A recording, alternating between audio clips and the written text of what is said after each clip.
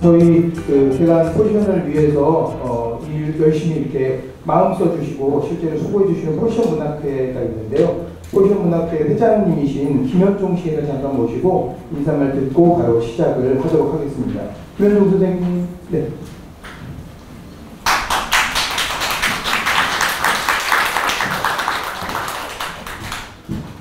네, 반갑습니다. 포지션 문학회 회장을 맡고 있는 김현종입니다. 오늘 나들이 하기에 참 좋은 날씨인데도 불구하고 그 많은 유혹을 물리치고 이렇게 공부를 위해서 보여주신 여러분들 대단히 감사드립니다. 사실 문학회라고 하는 것은 대부분 출신 작가들, 출신 시인이라든지 또는 이제 가래인이나 아니면 주관도 친분에 의해서 문학회가 이렇게 만들어지는 게 보통인데, 여러분 잘 아다시피 포지션 문학회는 지금 포지션 잡지가 한 7, 8년 되는 것으로 알고 있습니다만 포지션 출신 시인이 거의 없어요. 제가 알기로 한두 명 있는 것으로 알고 있는데 저도 누군지는 잘 모르고 있습니다. 이것은 아마 많은 좋은 시들을 포지션에 내지 않아서 그러는지, 아니면 포지션이 눈이 높아서 그러는지, 아니면 포지션 자존심인지 뭐 그거는 제가 알 길이 없습니다만, 더군다나 또 이제 포지션 제가 발행인이 누군지도 모르고 포지션 주관이신 차주일 주관이 그렇게 오지랖이 넓은 것도 아닌 것 같아요. 그래서 우리 포지션 문학회는 거의 자발적으로, 거의 자생적으로 이렇게 발생해서 그게 아는 사람 몇몇이 해서 포지션 문학회가 형성된 것입니다. 저도 지인의 권유로 해서 뭐 이렇게 포지션 문학회에 참석하고 있는 중입니다. 그래서 우리 포지션 문학회 회원들은 대부분 이제 시에 대한 열정은 참 많은데 그렇게 크게 뭐 이름을 알리지 않는 사람들이 그래도 뭐 하겠다고 계속 시를 쓰는 뭐 이런 분들로 저기 모여 있는 걸로서 알고 있습니다. 포지션 콜로퀴움도 사실 우리 포지션 문학회 회원이신 양균원 선생님이 영미시 문학 읽기를 같이 좀 해보자 했다가 이것이 우리들만 이렇게 하기에는 좀 아깝다, 그런 의견이 있어서 포지션 콜로퀴움이라고 뭐 이렇게 작은 모임같이 해서 작년에 여러분들 참석하신 분들도 있겠지만 남산 문학의 집에서 해가지고 상당히 성원을 많이 받고 아마 그때 성원과 관심이 이어져서 또 이렇게 제2의 포지션 콜로퀴움이 되고 이번에는 조금 더 다양한 주제로 아마 또 문화예술예술의 지원도 받고 조금 더 이런 행사로 발전한 것 같습니다. 오늘 모임에서도 정말 여러분들이 더 많은 이렇게 성원 발전을 여러분 관심을 가져주셔가지고 이게 꼭 포지션뿐만 아니라 또는 한국 시단, 한국 문단에 정말 작지만 의미 있는 이런 모임으로 지속 발전되기를 저는 바랍니다. 오늘 이 강의를 또 준비해 주신 여러 선생님들, 차주일 주관을 비롯해서 여러 선생님들 또는 오늘 이렇게 참석해 주신 여러분들한테 정말 무한한 감사를 드립니다. 여러분 감사합니다.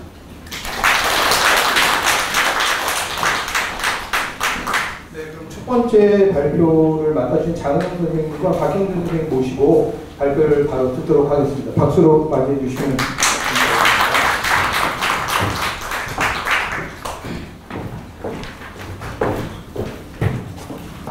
두 분 준비하시는 동안 간략하게 좀 소개를 해드리자면요.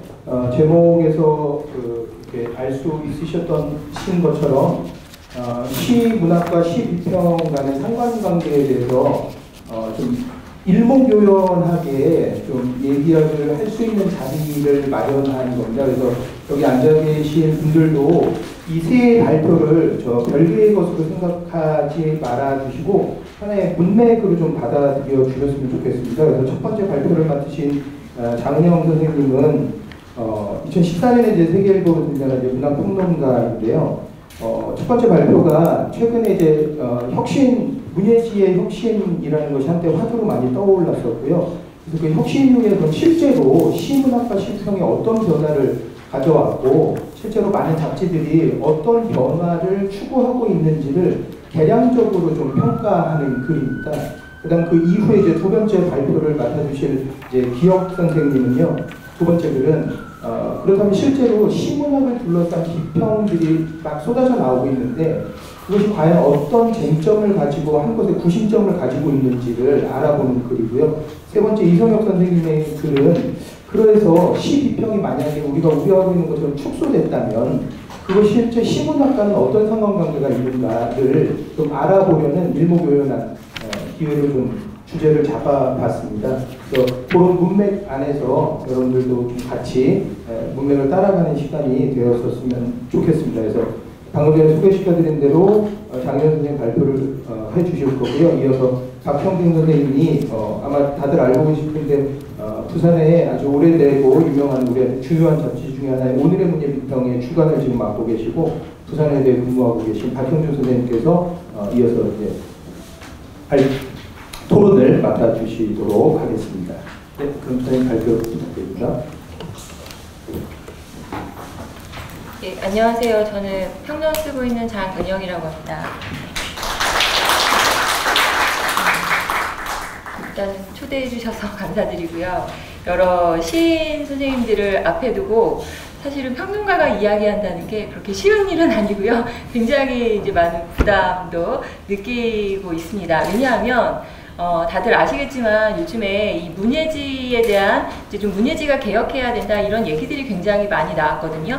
그런데 이제 그런 글들을 읽어보면 이 문예지들을 누가 그러면 지루하게 만들었는가? 그거는 바로 평론가다. 라는 그런 이제 문제 제기들이 굉장히 많았기 때문에 저도 평론을 쓰고 있고 많은 어떤 시인들과 또 그 외에 어떤 독자분들을 지루하게 만든 장본인 중에 한 사람으로서 이 자리가 상당히 이제 좀 막중하게 느껴지는 게 사실입니다. 근데 오늘은요, 이제 그런 각자의 어떤 역할보다는 시인이나 평론가라는 어떤 좀 역할에서 벗어나서 지금 현재의 어떤 잡지들을 좀 보고 있는 독자의 한 사람으로서 요즘 잡지들 보시면 아마 이런 게 좀 변하고 있다 이런 생각들 많이 하실 것 같습니다. 그래서 잡지들을 보시면서 느끼는 좀 변화에 대해서 한번 생각해보고 이제 저도 제가 생각한 것들을 좀 정리를 했거든요. 그래서 한번 말씀을 드리고요.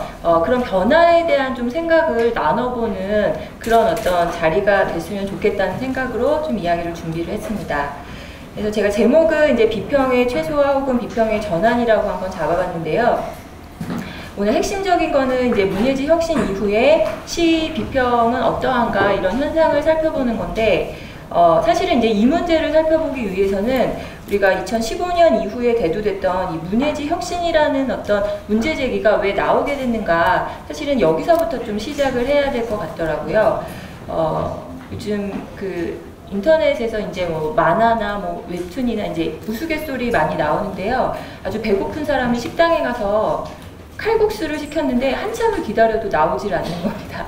그래서 도대체 주인이 칼국수를 안 끓이고 어디 갔나 했더니 이제 밀농사부터 시작을 한다더라. 도대체 나는 언제 먹나 뭐 이런 유머가 있었는데요. 이제 12평을 바로 이야기해야 되지만, 근데 사실은 이 문예지 혁신이라는 화두 없이는 지금의 문예지의 변화를 또 우리가 이야기하고 전망을 얘기하기가 좀 어렵겠다는 생각이 들어서 그런 이야기부터 먼저 시작을 해보겠습니다. 이제 많이 보신 것처럼 요번에 그 창작가 비평 여름호에 신경숙 신작 소설이 수록이 되었고요. 또 요거를 둘러싸고 뭐 이제 인터넷이나 뭐 세간에 보면은 이런저런 좀 그 문제 제기들도 있는 것 같습니다.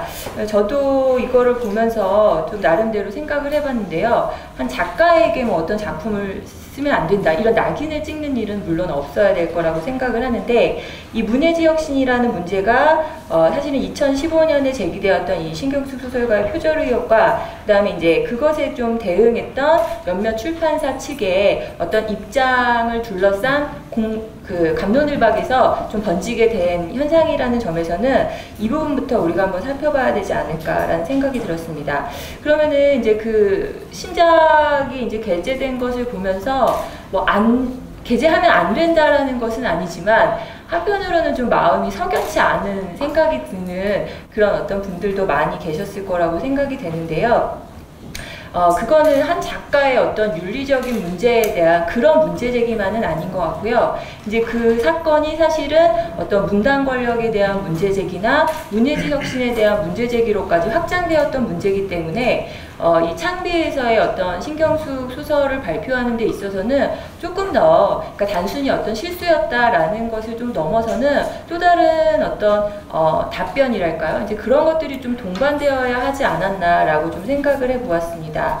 그래서 이제 요번에 그 소설 작품이 수록된 현상을 보면서 이제 혹시 이제 어쨌든 창비는 여러 가지 통계 조사에서도요. 독자들, 일반 대중들이나 작가들한테도 인지도가 굉장히 높은 문예지 가운데 하나거든요. 그렇기 때문에 좀 그런 어떤 책임 있는 어떤 문예지로서 그런 문예지 혁신에 대한 어떤 책임감 있는 태도라든가 그 다음에 이제 제가 또 한 가지 제기하고 싶었던 거는 그때 당시에 이제 제기되었던 문제가 단순히 뭐 표절이다 아니다를 좀 넘어서서요. 이 표절 사건이라는 게 작품의 미학성이라는 것과 별개의 문제는 아니라는 점에 대해서도 한번 좀 문제 제기를 해보고 싶었습니다. 그래서 그 부분은 조금 제가 요거 발제지 보면서 설명을 드리도록 하겠습니다. 그래서 4페이지 끝부분인데요. 이거는 뭐 저만의 생각일지도 모르겠지만 이런 불편함의 속사정은 단순히 이제 그 문예지가 외부의 어떤 비판을 수용하지 않는다는 것에 대한 어떤 불편함일까? 근데 거기서 나가면 혹여 문예지 혁신이라는 말이 작품의 미학성이라는 문제와 무관한 작품의 외적 문제로 오해되는 데 대한 우려야말로 이 불편함의 원인이 아닐까라는 좀 생각을 해봤습니다. 문예지 혁신은 출판자본에 힘입어 공고해진 주요 문예지 중심주의를 해체하는 데 이르렀습니다. 달리 말하면 문학, 문예지의 공공성을 회복하자는 쪽으로 논의가 모아졌습니다. 공공성을 지향하는 문예지 혁신은 문예지의 구성이나 운영 등 외형적인 틀을 바꾸자는 것만은 아니었습니다. 거기에는 자본체제 안에서 구축된 감수성과 윤리적 감각을 아우르는 미학적 패러다임을 벗어나야 한다는 의지와 열망도 섞여 있었습니다. 그래서 조금 뭐 부연 설명을 하자면은요. 그러니까 말하자면은 그러니까 주요 출판사에서 이제 작품집이 나오고 홍보가 많이 이루어지고 그런 작품들이 많이 언급이 되고 그러면은 문학적으로 굉장히 뛰어난 것으로 좀 이렇게 일반적으로 좀 공론화되는 이제 그런 부분에 대해서도 좀 한번 생각해 보아야 되지 않았을까. 그러니까 이거는 좀 비약적인 얘기일지 모르겠지만 이 출판 산업과 작품의 미학성이라는 게 완전히 무관한 것만은 아닐 수도 있겠다라는 문제 제기를 한번 해보고 싶었습니다. 그래서 이제 두 번째 이야기로 좀 넘어가 보겠는데요. 문예지 혁신담론 이후의 어떤 변화들입니다. 제가 자료들을 좀 살펴봤더니 이미 그 2015년 이후에 나온 이 문예지 혁신에 대한 논의들은 그 1990년대 잡지들을 돌아보면서부터도 사실은 굉장히 비슷한 이야기들이 많이 제기되어 있었습니다. 그래서 그 이제 평론가 그 최강민 선생님이 좀 이제 지적한 글을 살펴봤더니요. 1990년대 이후 문예지의 조건이 출판자본, 언론 권력, 학벌이었으며 무엇보다도 신자유주의 체제에서 형성된 출판자본이라는 배우야말로 문인들을 무기력한 자기 위안의 판타지로 전락시켜 왔음을 부인하기 어렵다. 뭐 이런 부분은 이제 그 2015년 이후에 그 문예지 혁신 담론에서도 많이 나타났던 거고요. 이제 거기에 대해서 그 고봉준 평론가는 그런데 조금 이제 달라진 점이 있다면 2015년 이후 문학장에서 문학 권력의 이면의 핵심은 꼭 출판 자본이 핵심적인 거라기보다는 그거에 부응해서 성장한 어떤 상징 자본에 있다고 좀 지적을 한 바가 있습니다. 그러니까 상징 자본이라는 거는 어떤 문단의 이제 그 문학장에서의 어떤 영향력인데요. 뭐 미적 이념이라든가 문학에 대한 어떤 관점 등을 조금 더 이렇게 확보할 수 있는 그런 어떤 뭐 문예지나 아니면은 뭐 어떤 저명한 평론가라든가 뭐 문인들이 어떤 차지하고 있는 좀 문학적인 어떤 것에 대한 좀 권위 같은 것들을 상징 자본이라고 표현했던 것 같습니다.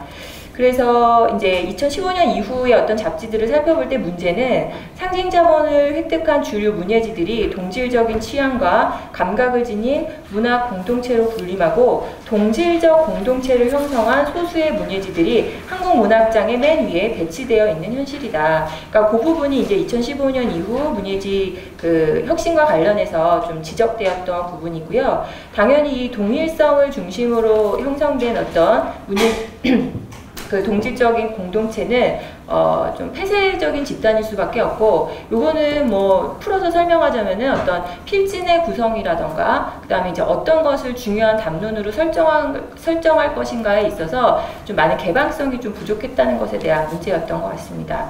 이제 그리고 그 이후에 이 문예지의 미래에 대한 여러 가지 대안과 전망도 제기가 되었는데요. 그래서 이제 몇 가지 글들을 살펴보면서 제가 좀 간추려 본 거는, 첫 번째는 이 문예지가 어차피 공공성을 폐기한 것 아니냐. 이제 이미 문예지의 공공성이라는 거는 하나의 어떤 이데올로기라는 숭고한 대상이 지나지 않기 때문에 우리 이제는 폐관하자. 뭐 이런 굉장히 극단적인 주장도 있었고요. 근데 이제 아마 그런 글 이면에는 정말로 뭐 문예지들이 다 없어져야 한다 라기보다는 처음부터 다시 시작해야 된다, 이제 완전한 어떤 혁신, 이런 좀 의도가 있었던 것 같습니다. 그 다음에 두 번째는 이제 공공성을 담보할 수 있는 새로운 매체의 출연이 요청되었는데요. 그러니까 대한 매체로서의 어떤 문예지에 대한 어떤 이제 우리가 어떤 그 주요 문예지들이 가지고 있는 권력을 비판만 할 것이 아니라 뭐 독립 문예지라든가 여러 가지 어떤 형식으로 새로운 대한 매체를 만들어야 한다. 이제 그런 현실적인 전망도 제기가 되었고요. 그 다음에 저는 이제 이 부분도 중요하다고 생각하는데, 세 번째는 그 공론장으로서의 문예지를 무너뜨린 데는 2000년대 이후 한국문학 시장의 어떤 신자유주의와 기여하고 그 수혜를 입은 메이저 출판사들의 책임도 있다. 그렇기 때문에 공론장의 위기를 극복하기 위해서는 사회적 경영 능력과 이제 사회적인 어떤 운동이 필요하다라는 문제제기도 있었습니다. 그러니까 단순히 문학하는 어떤 글 쓰는 사람들만의 어떤 노력과 그 결과물로 이루어지는 건 아니고, 당연히 어떤 출판 시스템이라든가 그것을 생산할 수 있는 어떤 하부 구조도 필요한 거기 때문에,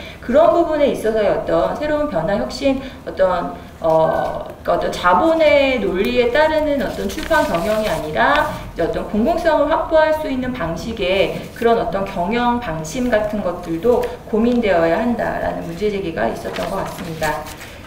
그래서 조금 이제 정리를 해서 말씀을 드리자면요, 한 7페이지, 6페이지, 7페이지 부분인데요.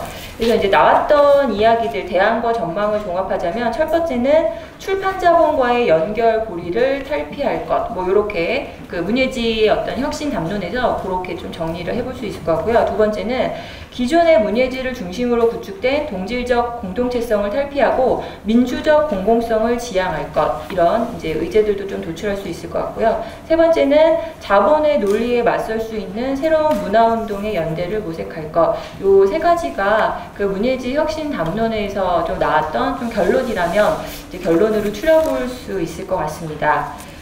그래서 이제 7쪽인데요. 이제 그 이후 우리는 그럼 얼마나 달라졌을까라는 질문을 한번 던져봤습니다. 그래서 이제 실제 요즘에 뭐 인터넷 온라인이라든가 아니면 이제 출판 책자 중에 좀 책들을 찾아보면은요, 독립문예지가 굉장히 많이 등장을 했습니다. 그래서 2015년 이후에 제가 좀 각주로 소개를 했는데요. 다 소개는 못 드리지만 참조하시면 될 것 같은데요. 뭐 2015년에 나왔던 더 멀리 이외에도 여러 가지 좀 독립 문예지들이 등장을 했고요. 그리고 온라인 문예지는 사실 그 이전부터도 2000년대 초반부터도 꾸준히 대두되고 있었는데, 이런 온라인 문예지들로 좀 활성화하려는 움직임들도 좀 많이 포착되고 있습니다. 그래서 이제 8페이지인데요. 그래서 좀 정리를 하자면, 그래서 이제 다음 절에서는요, 이 문예지 혁신 담론 이후 나타난 문예지들의 현황을 살펴보고 새로운 편집 체제 안에서 비평의 지형은 어떻게 변화했는지를 좀 검토해 보고자 했습니다. 그래서 저는 이 글에서는요, 비평이 무엇인가라는 큰 물음보다는 사실은 좀 이렇게 한 번의 뭐 발제문으로 완성될 질문은 아닌 것 같고요. 제가 글을 쓰는 동안은 계속 생각해야 될 화두라고 좀 생각을 했고요. 그래서 그거보다는 비평을 다루는 실제 양상을 통해서 이 문예지 혁신 이후 문예지가 요구하는 비평의 역할과 임무가 무엇인지를 한번 이렇게 살펴보자라는 생각에서 최근 나오고 있는 잡지들의 목차들을 한번 두루두루 검토를 해보면서 좀 포착되는 변화의 지점들을 좀 정리를 해보려고 했습니다. 그래서 이제 세 번째 챕터에서는 종합지들을 한번 살펴봤고요. 그 다음에 네 번째 챕터에서는 이제 시 전문지들의 그 비평 목록을 좀 살펴보았습니다. 그래서 그 전문 종합지부터 좀 말씀을 드리자라면 한마디로 이 종합지들의 문예지 개편 현황은요, 어떤 경향은 비평에 최소하다 이렇게 좀 말씀드릴 수 있을 것 같더라고요. 그래서 여러 가지 다양한 비평 장르들이 확 줄어들었고요. 그다음에 아마 요즘 이제 잡지들 보시면은 다 그런 게 아마 눈에 띄실 것 같은데 리뷰가 굉장히 늘어난 거예요. 그래서 어떤 작가론, 뭐 작품론 이런 것들이 좀 많이 줄었고 리뷰로 좀 많이 전환하고 있다. 이게 가장 눈에 띄는 현상이었던 것 같습니다. 그래서 앞부분에는 이 소설 전문지로 굉장히 성공한 잡지라고 생각이 되는데요. 이제 악스트가 처음 나올 때 저도 굉장히 흥미롭게 지켜봤는데 이제 나름대로 비평 없는 문학 잡지 이제 이렇게 타이틀을 좀 외부에서 보기에 이제 좀 그렇게 많이 지칭을 했던 것 같고요. 그다음에 이제 그 잡지의 어떤 참관사라든가 뭐 이런 글들을 좀 보면은 그동안 좀 문학이 제가 처음에 말씀드린 것처럼 문학을 지루하게 만들고 독자들을 떠나게 한 건 평론이다라고 이제 많이 그런 글들도 써 있었던 거를 좀 봤던 것 같습니다. 그리고 이제 그 오늘 포지션 콜로키움처럼 그 이전에 이 문예지 혁신과 관련된 한 이런 콜로키움 자리에서도요, 한 평론가가 이 문예지를 좀 독자들과 멀어지게 만든 데에는 평론가들의 책임도 있다 이런 좀 지적을 한 바가 있고요. 굉장히 신랄하게 이제 좀 비판의 지적을 말씀을 하셨는데. 평론가의 책임을 물으면서 한국문학 시스템의 붕괴는 평론가들이 담당해온 비평적 작업의 효용성이 이제 역사적으로 임계점에 도달했음을 시사한다, 도달했다라고까지 이제 좀 지적한 바가 있습니다. 이제 그러면서 앞으로 그 평론에 대한 전망도 한번 밝힌 적이 있는데요. 그 앞으로는 이제 작가론 작품론이 줄어들 거고 서평 원고도 사라지고 점차 현장 평론이라는 장르의 영역이 급격하게 축소될 것이다 라는 전망을 이미 좀 한 바가 있고요. 이거는 뭐 한두 명의 이제 뭐 평론가들이나 이제 문단에 계신 분들이 지적한 게 아니라 전반적으로 다 이렇게 느끼셨던 것 같습니다. 그래서 앞으로는 좀 더 짧고 기동성 있고 논지가 분명한 그런 어떤 성격의 글들이 현장 풍년을 대체하게 될 거다라고 좀 전망한 바가 있는데요. 이게 이제 문예지 혁신 담론이 한참 많이 일어나는 2015년에 나왔던 얘기인데 실제로 그 이후에 잡지들을 살펴봤더니 그런 어떤 전망대로 비평에서 이제 좀 작가론이나 뭐 여러 가지 형식들이 많이 사라지고 좀 전반적으로 리뷰 중심으로 문예지 목록이 구성이 되었던 것 같습니다. 그래서 그 9쪽부터 이제 10쪽에 나와 있는 표를 한번 보시면은요. 이제 그 작품은 빼놓고 뭐 특집이라던가 그 다음에 평론과 관련됐다고 볼 수 있는 목록만 한번 추려본 것인데요. 이거는 이제 참조해서 보시면 될 것 같고요. 10쪽이랑 이제 11쪽에 있는 부분을 좀 말씀드리겠습니다.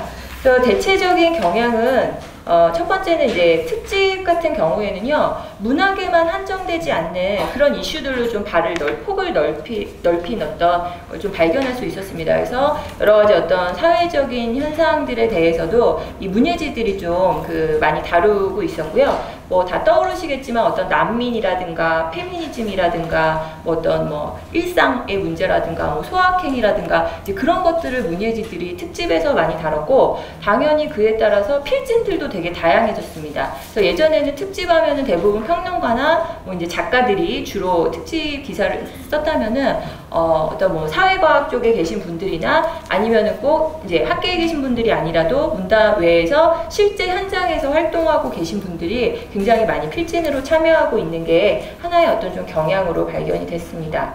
그 다음에 이제 두 번째는 그 신화소설 외에도요, 미술, 음악, 건축 등 다양한 인접 분야로 많이 폭을 넓혔고, 그와 관련한 좀 자유로운 형식의 에세이들도 늘어났습니다. 그 다음에 인터뷰나 르포 형식의 글들도 많이 들어가 있는 것을 좀 확인할 수 있었고요. 다양한 스타일의 비평적 에세이라고 제가 뭉뚱그려서 여기다 좀 썼는데요. 그런 어떤 글들의 비중이 굉장히 늘어났습니다.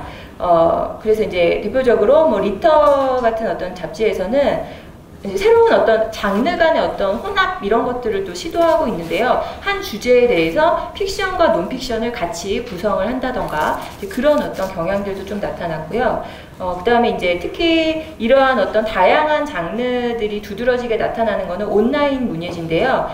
문학삼이라든가 비유라든가 이런 온라인 잡지들에서는 좀 상호 매체성을 구현할 수 있는 그런 기사들이 굉장히 많이 실렸습니다. 그래서 뭐 음악이라든가 미술이라든가 그런 장르와 문학 장르를 같이 배치하고 한 주제에 대해서 이제 뭐 시와 같은 경우가 마찬가지일 수도 있는데요. 이제 어떤 작가들이 그 작품을 읽고 이미지로 표현을 해본다던가 뭐 이제 그런 식의 어떤 새로운 형식들도 많이 좀 시도가 된 것 같습니다.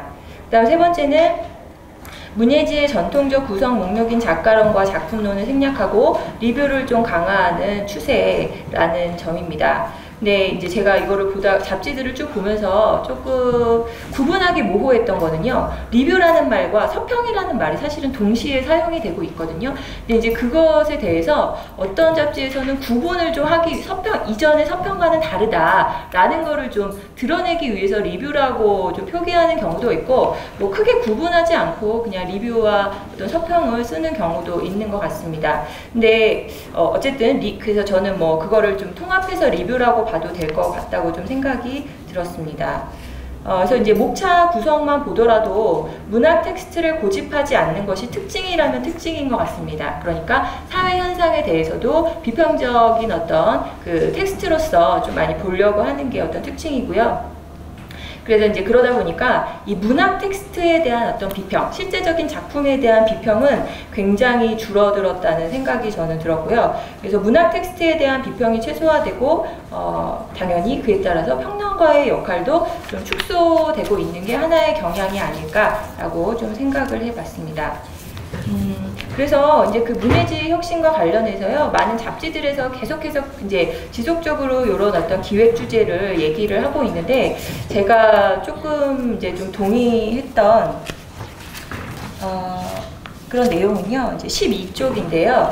이 문학 비평이 질타당하는 건 가장 필요할 때 충분히 작동하지 못해서이지 이제 불필요해져서가 아니다 라는 의견을 저도 곰곰이 생각을 해보면서, 그러니까 앞서 이제 소개해드린 평론가는 비평이 이제 임계점에 달했다라고 지적했지만 정말 그럴까를 좀 한번 생각을 해봤고요. 이거는 뭐 평론을 쓰는 사람으로서의 변명일 수도 있겠지만 그거보다는 정말 필요한 역할을 못했기 때문에 비평이 어떤 질타당하는 건 아닐까라는 입장을 저도 좀 말씀드리고 싶었습니다. 그래서 이제 그 뒷부분에는 이제 제가 사실은 뭐 비평이 무엇일까라는 거를 본격적으로 다루는 것은 아니었는데요. 이제 그 문제를 피할 수는 없다는 생각이 들었고요. 그러면 도대체 비평의 역할이 뭘까? 어떤 점에서 비평이 필요할까를 좀 생각을 했는데, 뭐 단순히 많이 읽히는 비평을 써야 된다, 그게 비평의 역할인 거는 아닌 것 같고요. 그래서 저는 조금 테리 이글턴의 어떤 그 이야기를 좀 참조를 해서 제 생각을 좀 정리를 했습니다.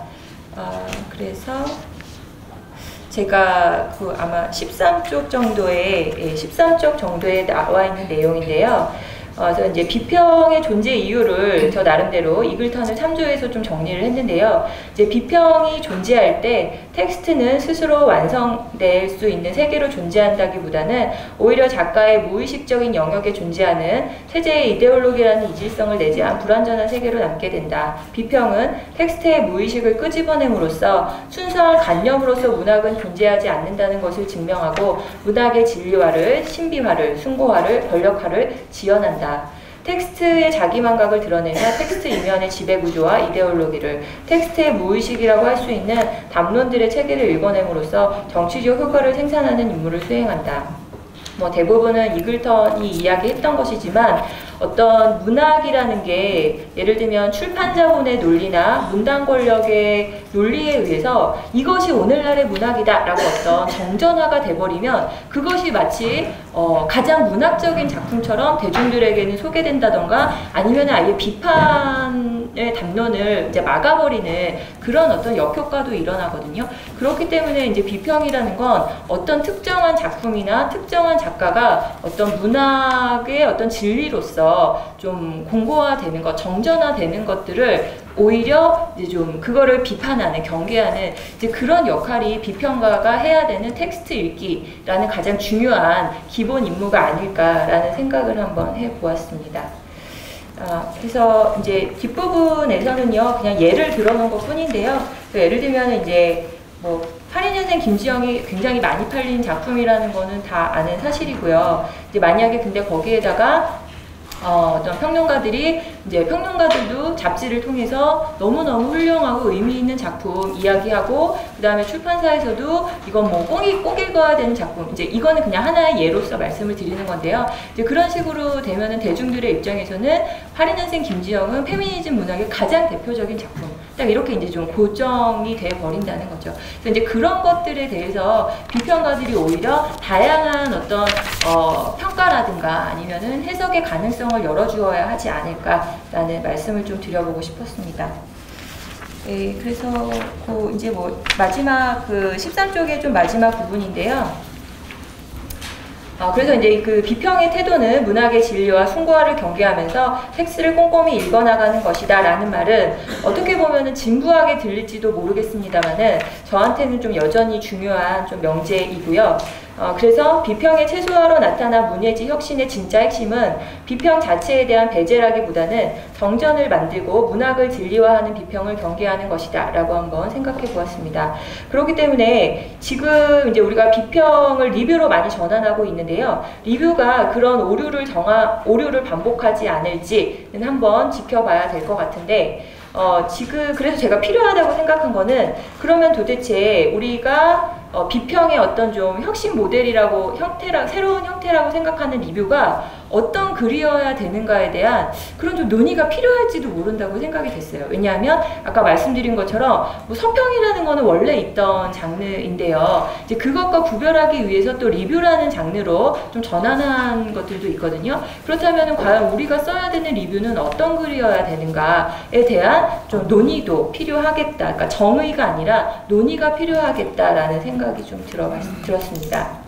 그리고 이제 마지막에는 저의 좀 주관적인 생각이지만, 그 리뷰 현상을 제가 좀 하나의 우려를 가지고 바라보는 이유는 뭐냐면요. 이제 여러 가지 매체, 특히 온라인 매체를 통해서 책을 소개하는 그런 어떤 컨텐츠들이 굉장히 많이 생겼어요. 그래서 이제 새로운 신간들이 나오면은 작가를 초대하고 그 작품도 읽어주면서 이렇게 책을 많이 소개해 주는데, 거기에 보면 이제 작가들이나 평론가들도 같이 그런 이제 컨텐츠를 만드는데 이렇게 기여를 하고 있는데요.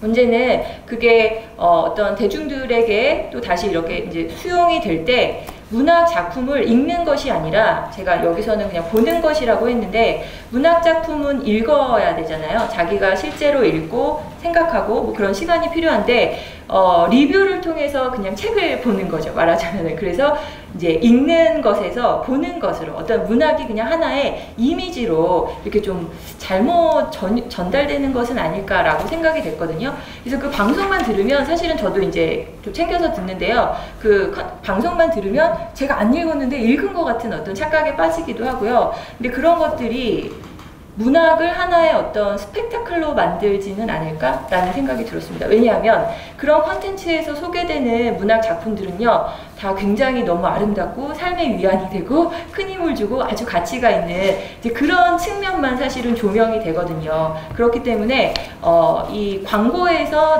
광고 마치 이미지처럼 문학이라는 하나의 스펙타클을 만들고 있는 것은 아닐까라는 우려도 좀 들었기 때문에, 그렇게 되지 않기 위해서는 우리가 써야 하는 리뷰가 어떤 것이어야 될까에 대한 고민이 필요할 것 같다는 좀 생각을 했습니다. 그 다음에 이제 드디어 그 시 전문지에 대한 얘기를 가겠습니다. 그래서 14쪽에 있는 이제 비평의 전환하고 제가 그 소제목을 다시 텍스트 읽기라고 한번 정해봤는데요. 그 한국문화예술위원회에서 나오는 문예영감을 한번 살펴봤습니다. 2019년에 나온 문예영감은, 그러니까 2018년 그 이전의 어떤 그 통계들을 좀 보여주고 있는데요. 15쪽에 보시면은 이제 그 표가 한국문화예술위원회에서 발간한 이제 문예지에 관한 이제 어떤 종합적인 통계 자료입니다. 그래서 보시면은 아시겠지만, 요거는 이제 그 단일 장르랑 혼합 장르를 합산한 그런 어떤 그 통계고요. 그러니까 이제 시 잡지라도 시 전문지라도 왜 평론도 들어가고 에세이도 들어가기 때문에, 그래서 보시면은 시 전문 잡지가 다른 잡지에 비해서 굉장히 종도 많고요. 그다음에 종이 많다 보니까 포지션도 1년에 4번이 발간되잖아요. 그래서 권수도 굉장히 많습니다.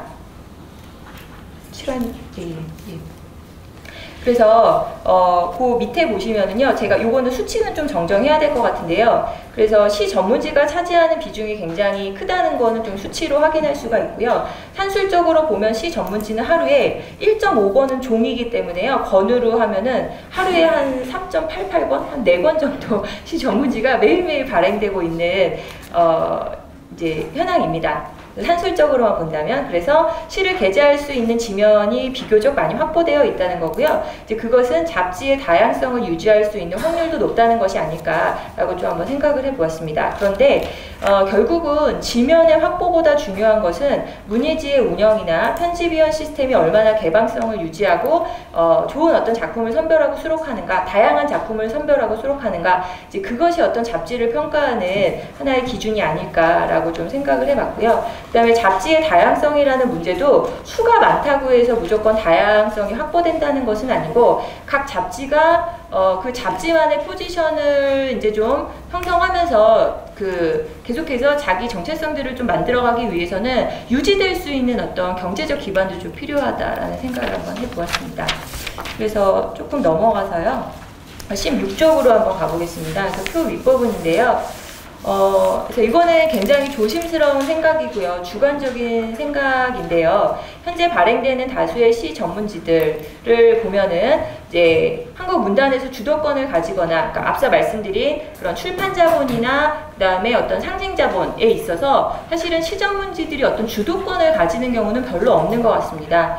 그래서 이런 어떤 시 전문지들이 사실은 탁월한 작품으로서의 시 생산을 독려하는 한편 그것만이 다가 아니라 또 한 가지는요, 또 중요하게는 행위로서의 시 쓰기를 공유하고 나누는 장으로 기능하는 것은 아닐까. 나름대로 이제 이렇게 많은 시 전문지가 존재하는 이유는 무엇일까를 생각해 봤을 때 정말 좋은 작품을 선별하기 위한 꼭 그 기능만은 아니겠다라고 저는 좀 생각을 해보았습니다. 그렇다면 시 전문지가 존재하는 이유가 달라진다면은 시 비평의 역할도 달라져야 할 수밖에 없다라는 것이고요. 이제 그러한 관점에서 한번 시 비평의 전망을 좀 얘기를 해봤습니다. 그래서 거기 표 보시면은 17쪽, 18쪽에 나와 있는데요. 그러니까 다는 제가 살펴보지는 못했고, 이제 몇몇 그 시 전문 잡지들의 그 목록을 한번 쭉 정리를 해봤는데요. 좀 넘어가겠습니다. 그래서 18쪽, 19쪽은 조금 정리해서 말씀을 드리면 되겠죠? 네. 그래서 이렇게 거기 표 밑에는 이제 그 잡지마다 뭐 이런 현상을 좀 말씀을 드린 거고요. 제가 볼 때는 사실은 시 전문지에서는 크게 어떤 변화가 포착되지는 않았던 것 같고, 여전히 이제 작품론이라던가, 그 다음에 작가론이라던가, 이제 그런 부분들이 대부분은 좀 많이 포함이 되어 있었고요. 아주 큰 현상은 아니지만, 그래도 포착되는 게 있다면 개간평이나 월평 같은 것들이 리뷰로 좀 전환되고 있는 점 정도, 이제 그 정도가 좀 주목이 됐고, 그 다음에 포지션이나 문학선이나 모든 시 같은 잡지들은 아예 이제 개간평 꼭지를 포함하고 있지 않은 경우인 것 같습니다. 그래서 개간평은 뭐가 문제일까, 뭐 이런 생각도 한번 해봤는데요. 요번에 여름호부터 자은가모음이 이제 혁신호를 냈거든요. 그러면서 개간평 형식을 아예 이제 다른 방식으로 바꿔버렸어요. 근데 이제 거기에서 나왔던 문제 의식이 이제 제가 가지고 있는 문제의식이랑 거의 비슷해갖고 잠깐 소개를 드리자면은요, 그 개간평 같은 이제 그런 비평을 보다 보면 그 여러 가지 작품들을 두루 엮어놓는 솜씨를 구사하게 되고, 그러니까 비평이요, 과잉의 맥락화가 이루어지는 경우도 있다라는 좀 지적이 있었고요. 그래서 개간평이 그 계절에 어떤 작품을 다시 보여주고 싶은지를 선별해서 보여주고 그것을 해석 판단하는 큐레이션이자 비평의 행위를 겸하는 것이 아닐까. 그래서 본질에 집중하기 위해서 좀 형식을 바꿨다. 그래서 이제 핵심은 엮는 방식보다는 작품 읽기에 충실하겠다라는 취지를 가지고 이제 큐러티시즘이라는 그 형식으로 좀 전환을 했습니다. 근데 뭐 이제 제목은 굉장히 거창한데요. 다른 거는 아니고 작품을 꼼꼼하게 읽는 방식이에요. 그래서 작품 개관평은 굉장히 두루두루 읽게 되고 비평하는 사람의 어떤 주제를 가지고서 자꾸 작품을 좀 편집해서 해석하게 되고 이런 경향이 있었는데요. 이제 그거보다는 한 편 한 편 작품을 좀 충실하게 읽어나가는 거, 이제 그런 것들이 좀 중요한 비평의 기본 임무가 아니겠느냐, 이런 문제의식이 좀 있었던 것 같습니다. 그래서 한 20쪽, 21쪽으로 넘어가겠습니다. 그래서 저는 이제 뭐 이런 현상은요, 모든 시에서도 그런 게 있더라고요. 한 편의 시, 한 줌의 시론. 그래서 처음에 이제 거의 서두, 권두원에 해당하는 부분에 하나의 작품을 다룬 짧은 이제 한 편의 글이 실리기도 했고요. 그 다음에 이제 요거는 사실은 새로운 형식은 아니고 현대시에서도 계속해서 이런 어떤 방식으로 이제 실어 왔었는데요. 이 하나의 어떤 개별적 텍스트를 비평하는 것이 어떤 해석과 추측을 동반할 수는 있지만 굉장히 텍스트와 밀착된 경험을 할 수 있다는 점에서는 좀 긍정적이라는 생각이 들고요. 그 다음에 이제 우리가 요즘에 아까 말씀드린 것처럼 문학을 이미지로 대하는 게 아니라 꼼꼼하게 텍스트에 밀착해서 집중함으로써 그 텍스트의 어떤 이면에까지 좀 도달할 수 있는 하나의 방법이 그런 한 작품을 하나씩 읽어나가는 그런 비평의 장점이 아닐까라고 한번 생각을 해보았습니다. 그래서 시 전문지는 이제 20쪽의 한 중간 부분인데요. 그 종합시에 비해서 비교적 다양한 비평 형태를 유지하고 있는 것 같습니다. 그래서 미약하게나마 포착되는 흐름이 있다면 광범위한 텍스트를 대상으로 하기보다는 최소한의 텍스트를 읽는 방향으로 나간다는 것. 그래서 과잉된 해석과 억지스러운 논리보다는 텍스트에 충실할 수 있는 비평 형식을 취하고 있는 것 같습니다. 텍스트에 밀착하여 각각의 텍스트가 지니는 고유성을 발견하는 데 중점을 둔다는 것인데요. 이런 식의 어떤 비평은 이제 여러 작품 중에서 이게 더 뛰어난 작품이다, 이제 그렇게 텍스트의 우위를 증명할 수는 없겠지만 그 텍스트의 어떤 고유성을 발견하는 미학적 체험을 이끌어낼 수는 있는 것 같다라고 한번 생각을 해보았습니다. 그래서 뒷부분은 조금 넘어가고요. 그래서 21쪽으로 와서 남은 문제들 조금만 말씀을 드리겠습니다.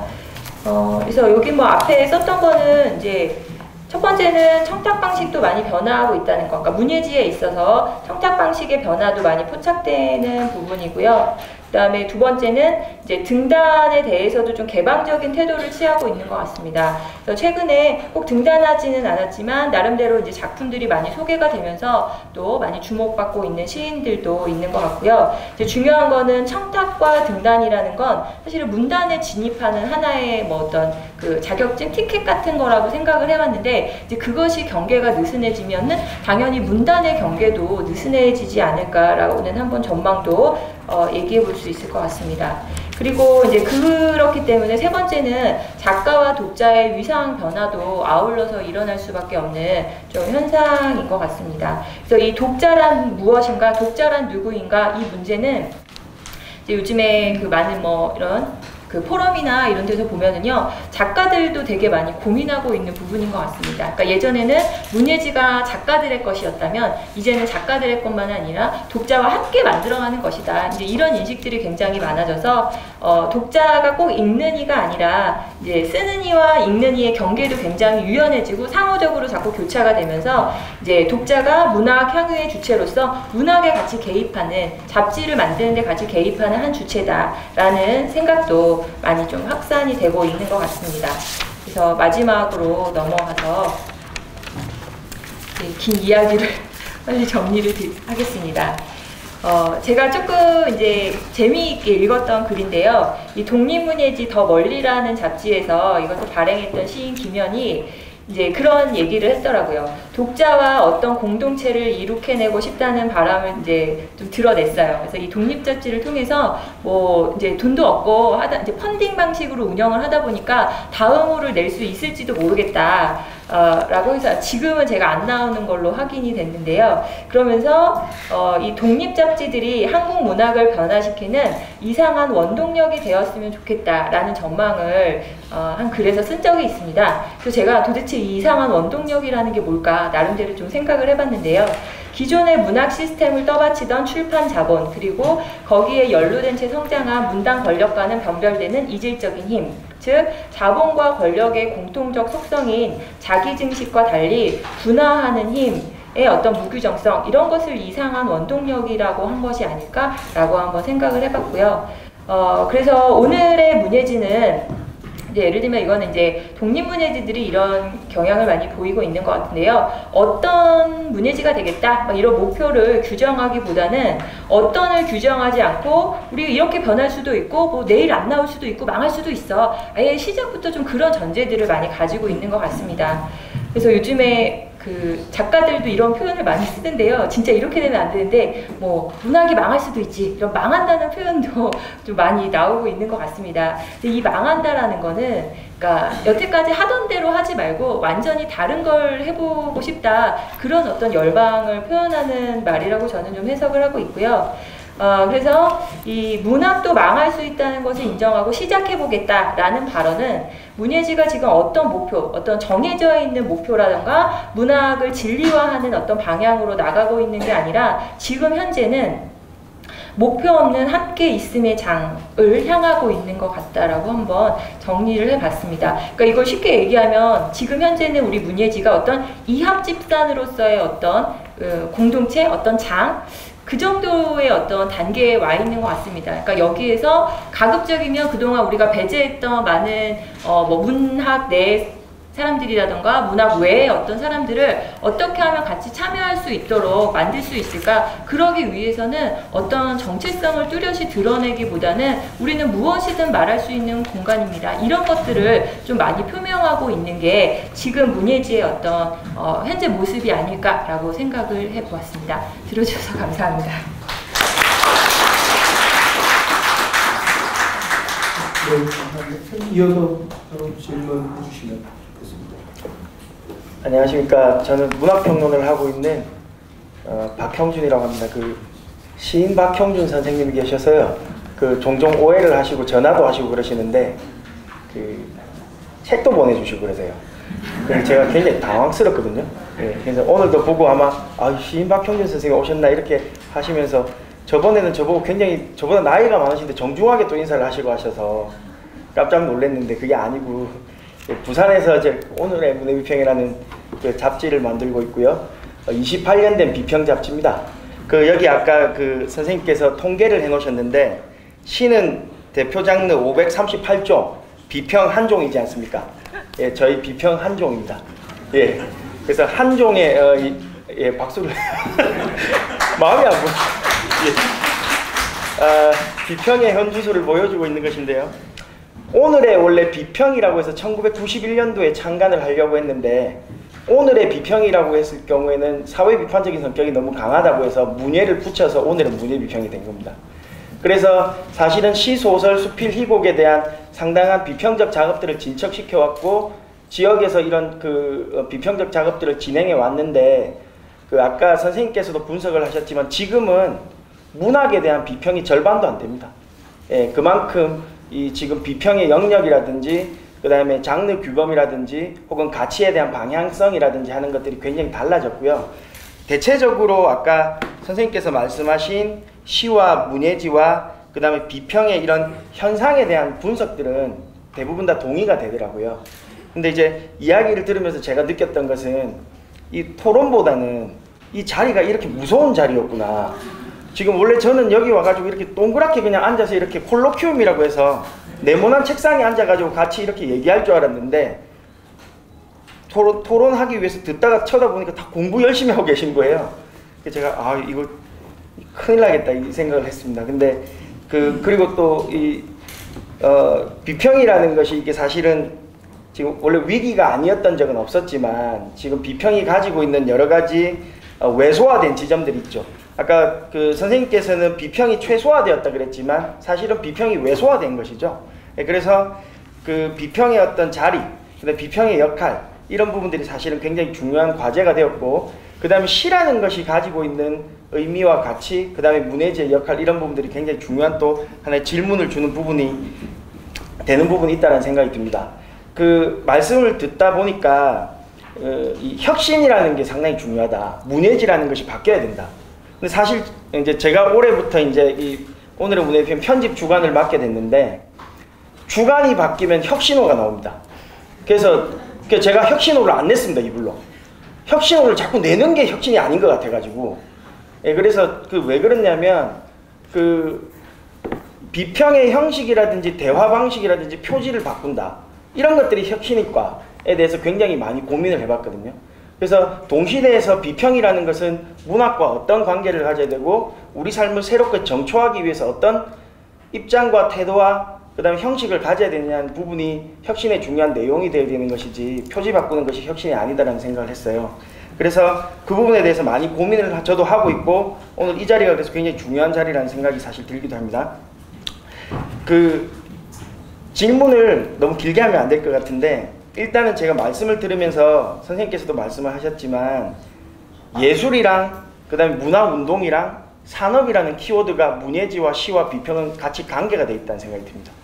그 전까지는 시나 문예지나 비평은 산업이라고 하면 욕먹었지 않습니까? 근데 확실히 산업적인 것과 그 다음에 운동적인 것과 그 다음에 예술적인 것이 지금은 혼종되어 있는 것 같다는 생각이 많이 듭니다. 특히 부산에서 이제 저희가 잡지를 만들고 있지만 예전에는 운동성이 굉장히 강했거든요. 그러니까 지역 문화를 살리기 위해서 지역에서 이런 매거진이나 그 다음에 문예지를 매체를 잘 갖고 가야 된다. 그래서 아까 김현 선생님 예를 들어서 지금 잡지가 안 나오고 있다고 하셨는데 저희도 매호 다음 호가 폐간육입니다. 그래서 다음 호가 나올 수 있을지 모를지 저희도 늘 그렇거든요. 근데 이거를 지금 운동 차원에서 하니까 사명감을 가지고 하긴 하는데 너무 힘이 들어요. 그래서 이걸 사명감이 아니라 뭔가 우리가 좀 즐겁게 하면 안 되겠나. 그래서 즐거울 때는 딱 한 번밖에 없습니다. 어저께 저희가 여름호가 이제 조금 늦게 나왔는데 편집위원들이 전부 다 카페 부산의 중앙동 카페 거리에 앉아서 거기가 다 인쇄소 골목이거든요.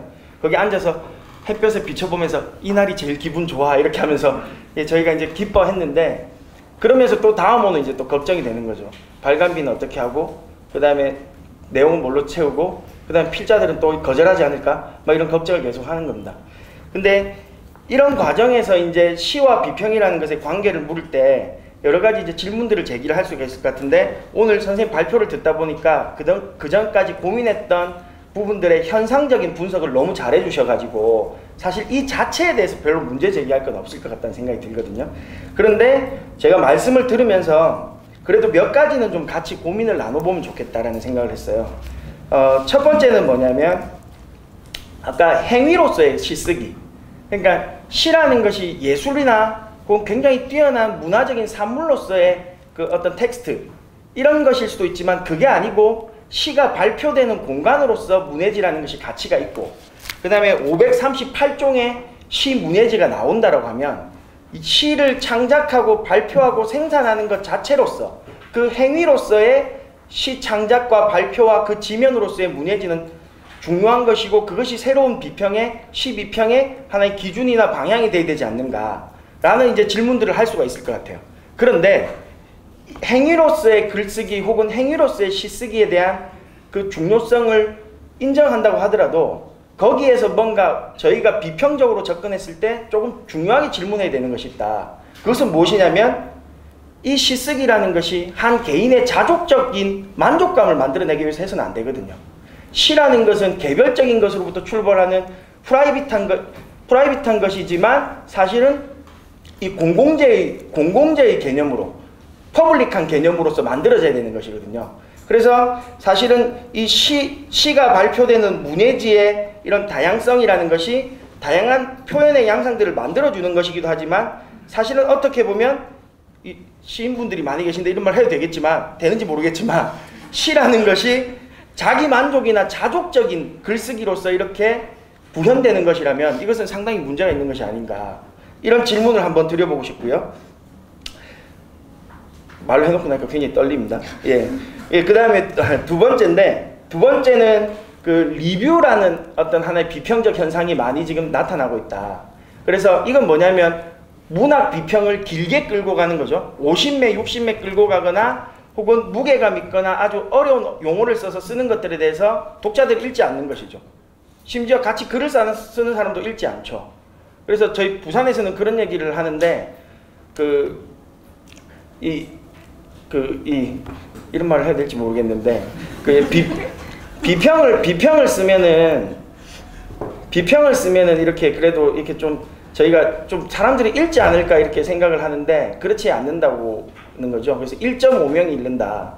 그래서 왜 1.5명이 저자가 일단 읽고 그 나머지 0.5명인데 와이프한테 읽으라고 이렇게 부탁을 하면 반쯤 읽다가 버려서 그래서 1.5명 이렇게 되는데 그만큼 뭐냐면 이 5, 60매로 이렇게 무겁게 쓰는 것에 대해서 사실 비평으로서의 이 가치가 굉장히 많이 왜소화된 것이죠. 그거는 이제 산업이나 매체의 변화하고도 굉장히 밀접하게 관련이 있는 것인데요. 이 리뷰라는 것으로 이렇게 변화를 하고 있다. 리뷰라는 것으로 이렇게 비평의 영역들이 옮겨가면서 양은 줄어들고 임팩트 있는 서평 형식의 글쓰기들이 주류가 되고 있다. 비평에서. 그럼 이거는 그냥 단순하게 현상으로 보고 넘길 문제는 아니라는 거죠. 왜 그러냐면 리뷰라는 것은 나름대로 발견의 의미는 저는 있다고 생각하거든요. 이런 작가가 있고 이런 책이 있고 이런 시집이 있고 이런 시인이 있습니다. 소개하고 발굴하고 발견하는 의미는 있다고 생각하지만 비평이 사실 만들어내는 것은 불화를 통해서 조화, 그러니까 충돌을 통해서 새로운 가능성을 만들어내는 것이 비평의 역할이라면 이렇게 쟁점을 만들어내지 못하는 리뷰 형태의 비평이라는 것이 사실은 의미 있는 것인가 하는 질문을 제기할 수 있다는 것입니다. 그래서 그 부분도 한번 같이 이야기를 해보면 좋겠다라는 것이고, 그 다음에 세 번째로 이제 말씀드리고 싶은 것이 저희도 사실은 운동으로서의 문예지의 이런 역할이 많거든요. 그래서 이거 그래도 부산에서 28년 나온 잡지인데 이거 저희 세대에서 끊어지면 안 된다. 그래서 어떻게든 뭔가 이걸 좀 만들어 봐야 되겠다. 근데 아까 선생님께서 이게 문화운동의 차원에서 이런 문예지가 연결이 된다라고 하셨는데 운동으로 하려니까 너무 힘들어요. 그래서 생활이나 저도 이걸 뭐 즐겁게 하고 싶은데 물론 전혀 안 즐겁다는 얘기는 아닙니다.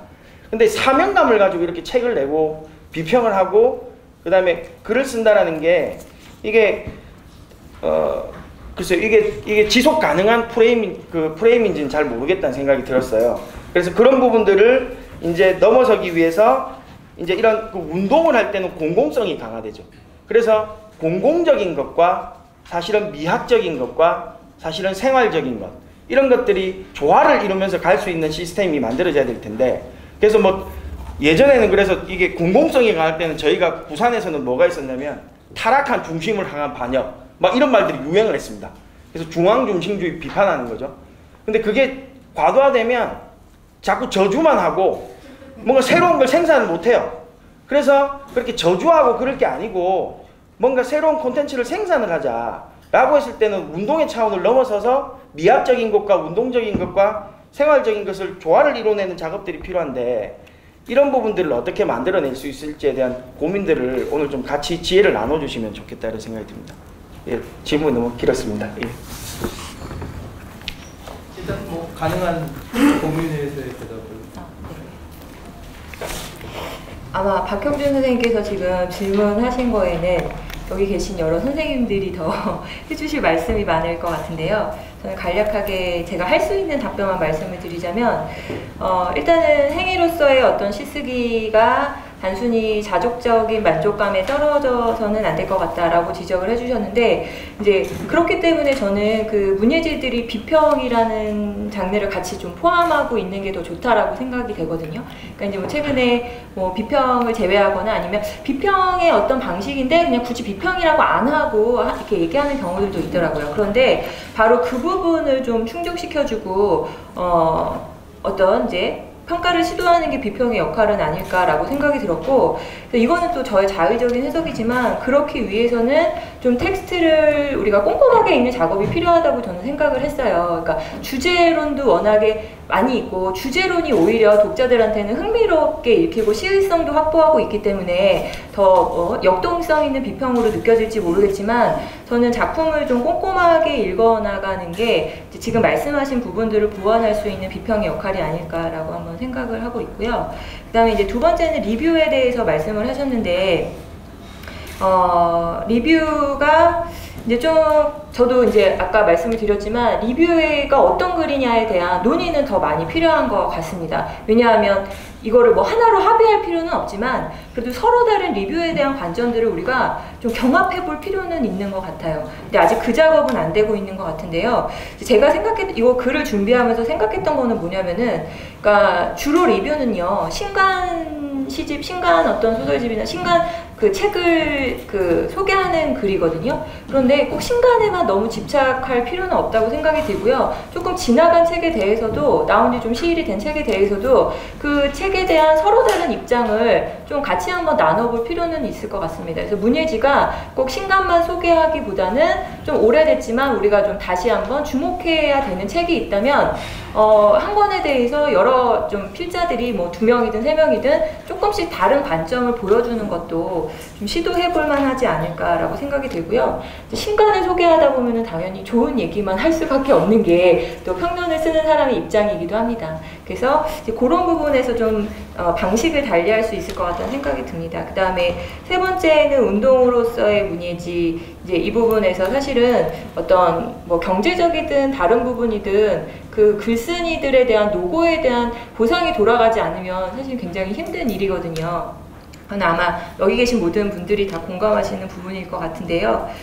요런 아마 아실 것 같은데 요즘 작가들이요, 젊은 작가들이 1인 문예지를 이렇게 자기가 만들어서, 그러니까 쓰고 싶은 걸 쓰는 거죠. 뭐 에세이든 뭐든 뭐 소설이든 이제 정해서 쓴 다음에 펀딩의 방식으로 온라인 SNS를 통해서 독자들을 확보를 하고요. 후원금을 뭐 10,000원씩 줘라. 그러면 내가 일주일에 한 번씩 이제 뭐 산문이나 뭐 어떤 글을 발송해 주겠다. 이제 그런 방식들을 시도하고 있는 몇몇 작가들이 있어요. 그래서 이제 그 책이 굉장히 뭐 유명해져서 에세이집이 나오기도 하고 뭐 그런 경우도 봤는데요. 저는 얼마든지 문예지들도, 그러니까 한 명이, 이제 지금은 제가 보기에는 한 명이 하고 있는 그런 어떤 1인 문예지들이 몇 개 있는 것 같은데, 만약에 뜻이 맞는 사람이 있다면 2명이든 3명이든 이제 그런 방식으로 새로운 문예지들을 만들어 볼 수도 있지 않을까. 그러니까 이거는 뭐 아주 그냥 하나의 예에 불과하지만 조금 고민한다면 새로운 어떤 형식도 가능하지 않을까라는 낙관을 가지고 있습니다. 뭐 혹시 추가로 선생님 질문? 예, 없습니다. 예, 일단은 첫 번째 발표와 질문을 여기서 마치도록 하겠습니다. 박수 부탁드립니다. 감사합니다.